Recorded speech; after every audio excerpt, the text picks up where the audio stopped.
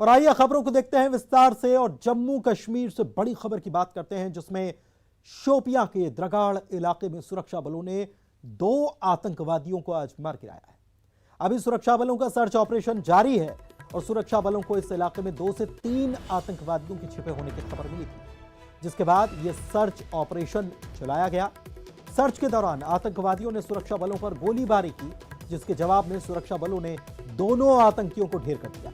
इस मुठभेड़ में सेना के जवान भी शहीद हो गए। एक जवान जो कि सतना मध्य प्रदेश के रहने वाले दलदल गांव के रहने वाले कर्णवीर सिंह, वे शहादत को प्राप्त हुए, वीर गति को प्राप्त हुए, जबकि 2 जवान घायल हुए हैं। मारे गए आतंकवादियों के पास से हथियार और गोला बारूद भी बरामद हुआ है।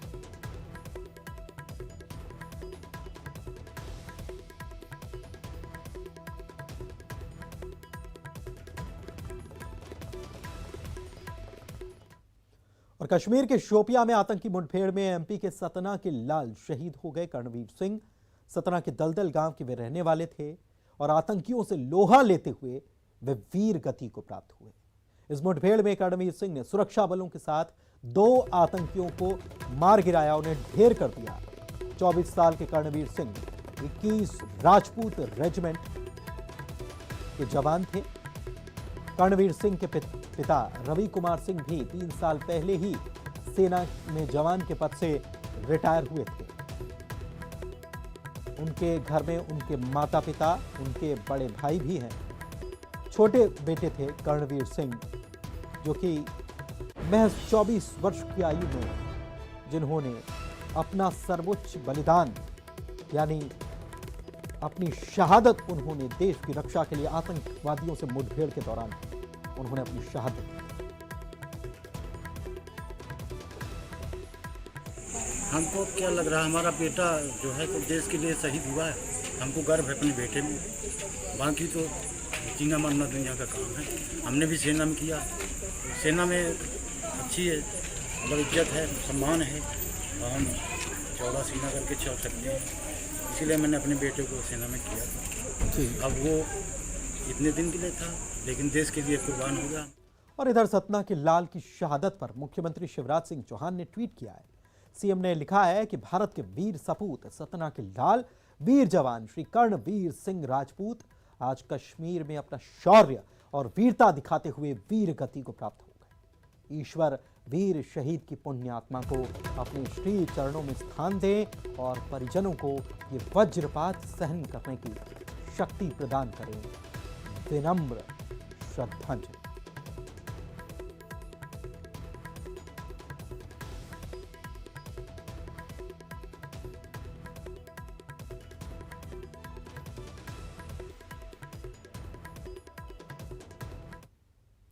इधर होशंगाबाद के सिवनी मालवा स्थित घोघरा गांव के पास नर्मदा नदी में बीचों बीच इंजन की खराबी के बाद 5 लोग फंस गए, जिसके बाद रेस्क्यू ऑपरेशन चलाकर इन लोगों को बचा लिया गया। रेस्क्यू टीम ने करीब 3.5 घंटे की मशक्कत के बाद नाव में सवार सभी लोगों को सुरक्षित नदी से बाहर निकाल लिया। इस दौरान बहाव कितना तेज है ये समझा जा सकता है, देखा जा सकता है। नाव में सवार सभी 5 लोग काजली गांव नीलखंड से सांगाखेड़ा कला नदी के रास्ते नाव से जा रहे थे और तभी बीच धार में नाव फंस गई। इसके बाद नाव सवारों ने वीडियो मैसेज कर सोशल मीडिया पर भेजा, जिसकी सूचना मिलते ही प्रशासन ने तुरंत रेस्क्यू ऑपरेशन शुरू किया।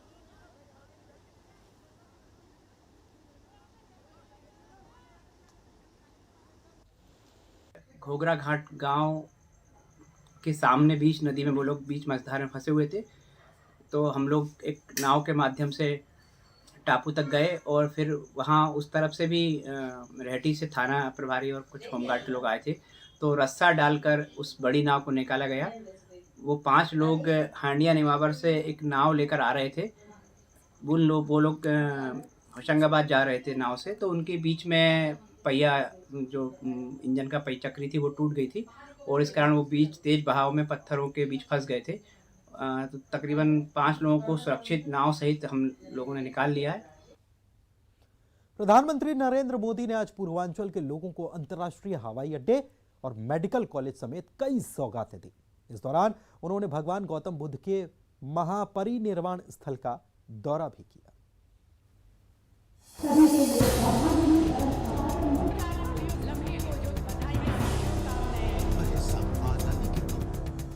पूर्वांचल को एक और अंतर्राष्ट्रीय हवाई अड्डा। भगवान बुद्ध के ज्ञान से लेकर महापरिनिर्वाण तक ये संपूर्ण यात्रा का साक्षी ये क्षेत्र आज सीधे दुनिया से जुड़ गया है। सबका साथ, सबका प्रयास, सबका विकास। आज देश सबका साथ लेकर सबके प्रयास से सबका विकास कर रहा है। पीएम मोदी का 21वीं सदी का Bharat. Infrastructure, rail, road, Airways, waterways, infrastructure का ये पूरा स्ट्रक्चर, उसके साथ साथ hotel, hospital, internet, mobile connectivity का इंफ्रास्ट्रक्चर, सफाई व्यवस्था का, सीवेज ट्रीटमेंट का प्लान, ये भी अपने आप में वही इंफ्रास्ट्रक्चर है।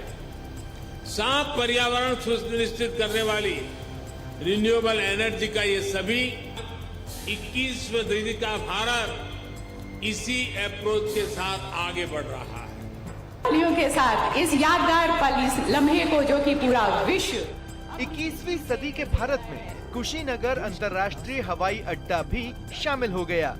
यूपी के कुशीनगर दौरे के दौरान पीएम मोदी ने अंतर्राष्ट्रीय हवाई अड्डे का उद्घाटन किया।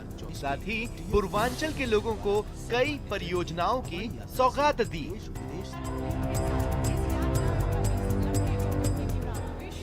पीएम मोदी ने एयरपोर्ट के उद्घाटन के अलावा भगवान बुद्ध के महापरिनिर्वाण स्थल का दौरा किया और पूजा अर्चना की। इस मौके पर उन्होंने श्रीलंका से आई पहली फ्लाइट में विशेष तौर से आए 125 यात्रियों और बौद्ध भिक्षुओं के प्रति आभार जताया।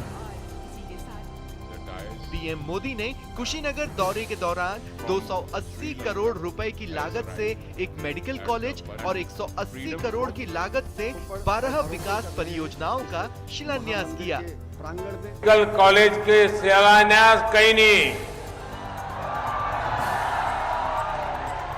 जमने के रौरा सब बहुत दिन से आगोरत रहली।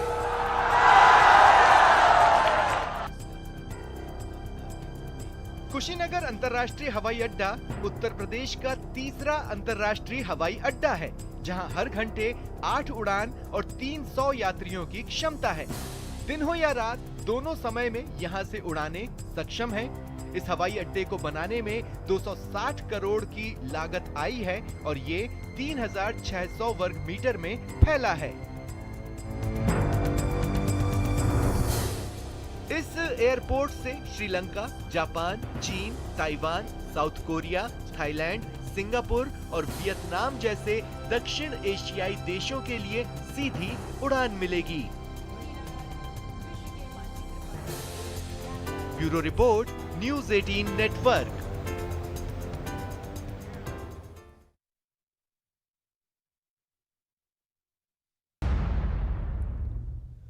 ब्रेक के बाद आपका स्वागत है और एक बड़ी खबर गुना से आपको बता रहे हैं। मध्य प्रदेश के गुना में प्रशासन ने कार्रवाई की खाद माफियाओं पर। ये प्रशासन की बड़ी कार्रवाई मानी जा रही है, जहां पर 50 से अधिक अमानक खाद के कट्टे जब्त किए गए हैं। आरोपी को भी पुलिस ने इस मामले में गिरफ्तार किया है। आरोपी के पास से खाद बेचने का कोई लाइसेंस भी नहीं मिला है।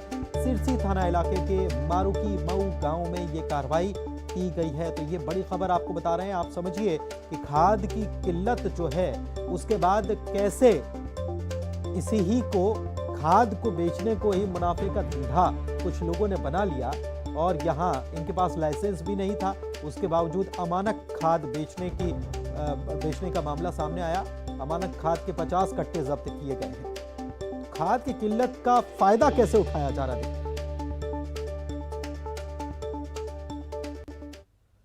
जबलपुर में मुख्यमंत्री ने आचार्य श्री विद्यासागर जीवदया गौ सेवा सम्मान योजना के तहत पुरस्कार वितरण समारोह में हिस्सा लिया। इस मौके पर गौशालाओं और इस क्षेत्र में अच्छा काम करने वाले लोगों को सम्मानित किया।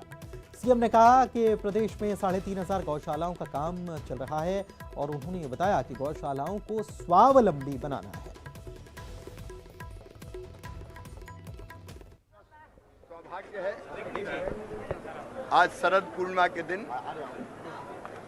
आचार्य भगवान विद्यासागर जी महाराज का इस धरती पर अवतरण हुआ और ये उनकी 75वीं जन्मदिन है। हमने उनके नाम पर ही जीव दया पुरस्कार स्थापित किया है। तो ये फैसला किया कि जीव दया पुरस्कार यहीं पे आज दिया जाए। गौ सेवा के क्षेत्र में अच्छा काम करने वाली संस्थाओं को और व्यक्तियों को जो व्यक्तिगत रूप से प्रयास करते हैं ये पुरस्कार प्रदान किए गए हैं। और मैं भी अपने आप को धन्य मानता हूँ कि आज आचार्य श्री के दर्शन करने का सौभाग्य मिला। इधर अलीराजपुर के जोबट में मुख्यमंत्री की संवेदनशीलता की एक और तस्वीर देखने को मिली। यहां पर सीएम ने महिला डीएसपी मोनिका सिंह को अपनी बेटी के साथ देखा। उन्होंने ड्यूटी के दौरान छोटी बेटी को साथ रखा था। जब सीएम ने देखा कि छोटी सी बेटी होने के बावजूद वे न केवल अपनी ड्यूटी कर रही हैं, तो सीएम सीधे डीएसपी मोनिका सिंह के पास पहुंचे और उनके काम की न केवल सराहना की बल्कि बिटिया को दुलार भी किया, प्यार भी किया, तस्वीर भी खिंचाई।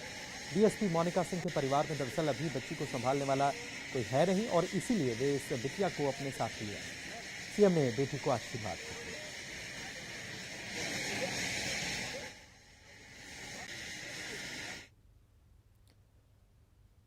बाबा महाकाल की नगरी उज्जैन समेत इंदौर में film oh my God part 2 की शूटिंग होने जा रही है, यानी ये सेकंड पार्ट है इसका। फिल्म की यूनिट गुरुवार से उज्जैन में डेरा डालेगी और 21 अक्टूबर से 7 नवंबर तक उज्जैन और इंदौर में ही इसकी शूटिंग की जाएगी। फिल्म में शूटिंग के लिए प्रोडक्शन टीम आ गई है और इसके साथ ही टीम के कई सदस्य पहले से ही इंदौर रोड स्थित होटल में रुके हुए हैं। जानकारी मिली है कि फिल्म स्टार अक्षय कुमार भी महाकाल मंदिर में फिल्माए जाने वाले शॉट्स में शामिल होंगे। उज्जैन के महाकाल मंदिर समेत रामघाट, काल भैरव मंदिर समेत अन्य स्थानों पर कहानी के हिसाब से लोकेशन फाइनल की जा चुकी है। में ओ माई गॉड का जो दूसरा पार्ट है उसकी शूटिंग जो है वो स्टार्ट होने वाली है, जिसमें अक्षय कुमार जी और इसके अलावा पंकज त्रिपाठी जी और भी कई लोग उसमें शामिल होंगे। 2-3 दिन बाद स्टार्ट होने का और 10-12 दिनों का शेड्यूल रहेगा। हालांकि जैसी प्रारंभिक हम लोगों को सूचना मिली है कि अक्षय कुमार जी का शायद 1 दिन के लिए ही वो रहेगा, शूट रहेगा। सुरक्षा के जो भी इंतजाम है वो हमारे और पुलिस के द्वारा करे जा रहे हैं। बाकी चूँकि बहुत मंदिर के दृष्टिकोण से अगर देखें या फिर उज्जैन के दृष्टिकोण से देखें कि पर्यटन को बढ़ावा देने के लिए जो है इसको बहुत अच्छे तरीके से लिया जा सकता है, इसीलिए जितनी भी मदद हमारी तरफ से लगेगी इसमें शूटिंग में मंदिर प्रशासन के द्वारा, जिला प्रशासन द्वारा उपलब्ध कराएगी। और इसी के साथ खबर असरदार के इस बुलेटिन में खबरों का सफर यहीं तक। मुझे दीजिए इजाजत और आइए नजर डालते हैं हेडलाइंस पर।